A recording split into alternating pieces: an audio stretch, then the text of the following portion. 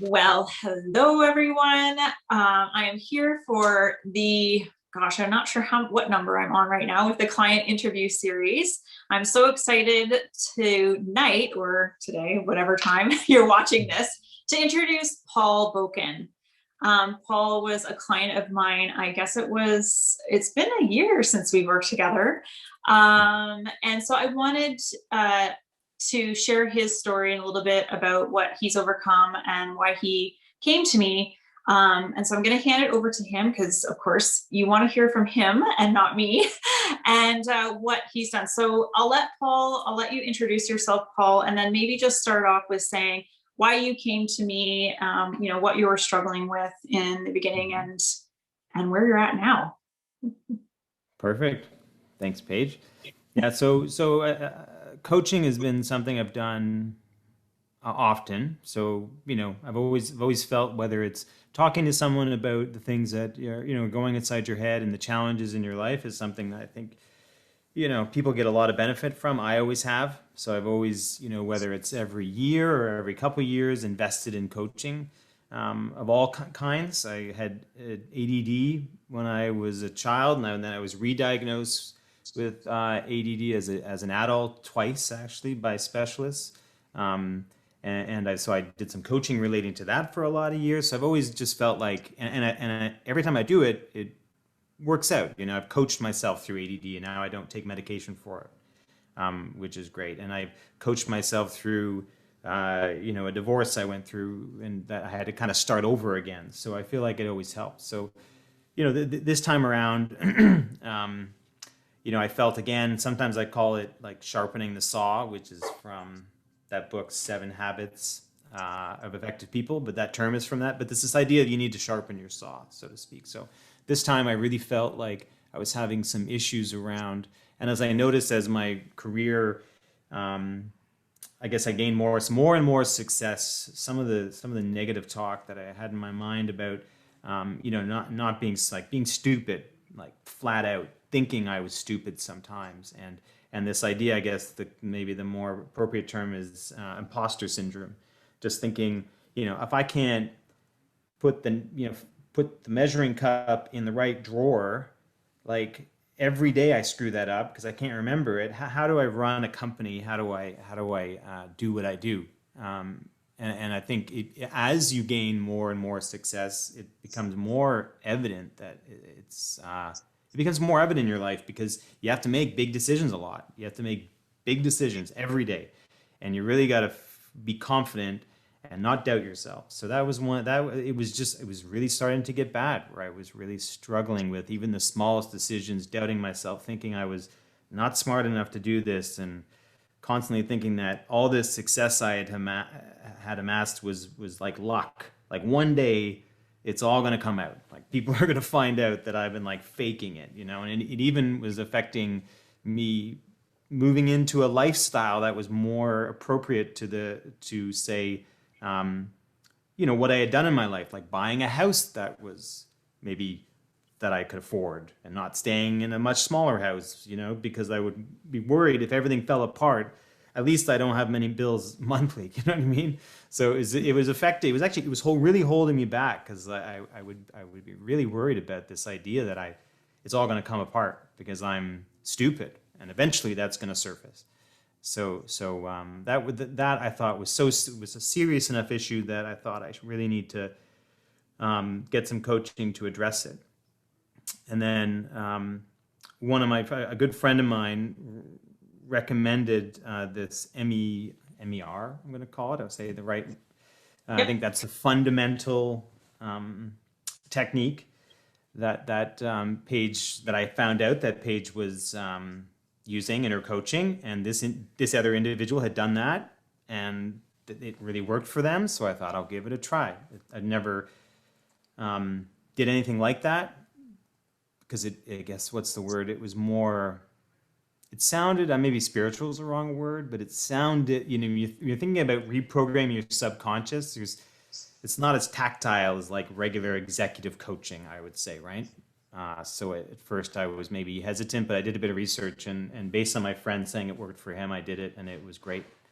It really that process of getting into my subconscious, removing things like stupid from my internal vocabulary, and removing that doubt and removing that imposter syndrome, getting back to, some of the issues in my childhood and through school, and my struggling in school and struggling as a student, really, which laid the foundation for this belief that somehow I was getting by. I don't know how I was doing what I was doing, and every time I had some successful moment in life, I'm like, I don't know how that's crazy that I just did that.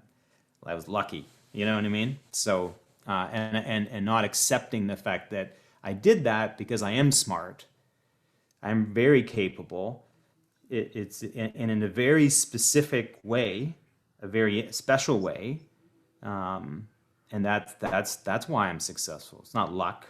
Um, you know what I mean? So the program the subconscious really, just removing those words from my mind did wonders with my confidence, and I moved.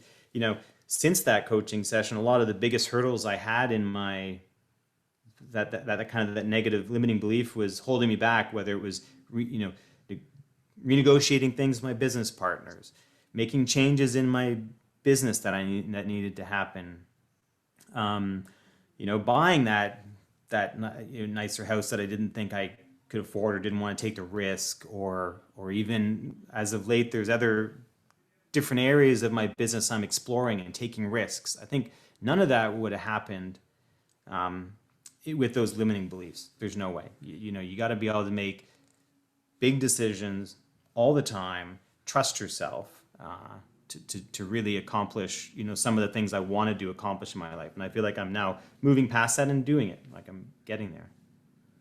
Awesome. I love it. Perfect. Yeah, I love it. That was perfect. That was really perfect. And so what are some of the things that you've accomplished since? I mean, you did say some of them there, but is there anything that stands out? Well, I think one of the things for sure was having some good, like really like what I would call tough conversations with my business partners to really make some changes in the culture of the company. And it's great. Like I'm so lucky. I have some really smart business partners who are engineers, and I'm a designer. I went to theater school. They went to engineering school. It's very different. They are smart. They're some of the best in the country. And we have a great relationship. But sometimes I was always struggling with certain things I saw that needed to happen a certain way based on how I feel like a business should be run. And I didn't, to go up to these individuals who've achieved so much in their life, who are so smart and smart in a different way that I'm smart, and smart in a way that I always look to as the definition of smart. Like that's smart. What I have is some other thing I can't explain. So understanding, that they're equal and I'm equal, and then just going to them with these concepts and how to maybe make changes in the culture in our relationship took a ton of courage. But of course, just going to them is one thing, but like making that change is up to me. So like then follow through and actually keep pushing it and keep discussing it. And as a result of that, those changes have been made, like complete changes in how we deal with each other, how different areas of the companies interact with each other have changed as a result of those tough conversations. So that's one example. And then other examples are evolutions, I would say, of my business, exploring different sectors of business, and really taking some risks and challenges and taking on some like considerable challenges. And those are working out too, right? Those are all working out too. And I feel like this success that I always felt was like, I don't know how I got here, but it's going to stop one day, just keeps building as a result. Mm-hmm. And you have, I guess you've created a new business, Yeah, right? Yeah. I have created a new business. I'm not, can't talk about it Oh, entirely. That's okay though. No, it's fine. It's fine. It's no big deal. But it's like I've created, yeah, exactly. I've created different aspects of my business. And what I would say is like had the courage in the face of things like COVID and things like what I would call like as you know, a lot of industries are completely digitizing in a way, right? This digital revolution and working online more, and having the courage to like actually evolve our business and and also, kind of like be a catalyst to other businesses, relating to my industry that I'm also participating in, like to do all that and really start shift. And some of these things may even shift how our industry works. Like some of that stuff was just like, when I look back at that and I think, some of the courage it takes to make those little steps, right? And, and, just keep trudging away at it, like I was saying, and make these big decisions and take risks, and understanding that when you take a risk or make a step, that like you have enough confidence in yourself that you'll be able to deal with it if it's not the right step, say, right? And I think that's kind of that's a big, it just takes a lot of trust in yourself and confidence, you cannot have these internal limiting beliefs and this like negative talk inside your mind if you're going to accomplish that. Like at the very foundation of success, you cannot be thinking those things. And the beauty is that there's a way to get rid of it, right? There is literally a way to take those thoughts, push them out of your head. So yeah. Awesome. So my next question for you is, what hesitations did you have about working with me? Well, actually, it's funny because the friend who suggested that I look into this technique and this style of coaching was a friend of yours. So we were mutual friends and we knew each other before that. So when I think they said that, I thought, is that gonna work? What's that gonna be like? Because in the past, the coaching or therapy or everything has always been so removed, like not even someone in the same city sometimes, right? Online ADD coaching with someone in California or some, like, in the past, I had never actually thought, can I be coached by someone who I know and know in and we cycle like together. So I'll run into you on the trails, and I think after some of those really tough conversations we had together and getting over some of my deepest, like, some of the, my deepest limiting beliefs, I guess, and having conversations about that, and then seeing you, on the trail a month later or whatever, it's fine, right? It doesn't really affect. I was surprised actually how little that affected what we needed to do. It didn't make it less effective. And then of course to recommend, also that you were coaching my wife, you are coaching my wife too, and making that recommendation. So there's actually even a connection between the two of us. And it's funny, even then it doesn't matter. I think you just need you need an ear to listen, I guess, right? I don't think it really matters too much if if you know that individual or you have mutual friends. It really doesn't matter. Yeah. So, what did you like best about working with me? Well, I mean, I think it was honestly just the idea that we could really, I don't know, it just felt like a really open conversation, really easy to have, I would say, right? Like I'm usually hesitant to share some of the things that I guess to really have some of these breakthroughs, you got to really share a lot of deep things and a lot of things that you don't talk about with people. So I think the type of coaching you're doing, and this idea of releasing those things means you really got to talk about those things. And I think it was just really easy to do that in a way that, in a way that wasn't judged, just a really open conversation with someone listening on the other side that had a lot of empathy, and just, you felt comfortable just talking about all these things because you knew that it was going to help you, right? Not worrying about what the other person was going to think. Yeah. And so, what else? Oh yeah. So hang on, I might get my question here. What's the most important thing people should know about working with me?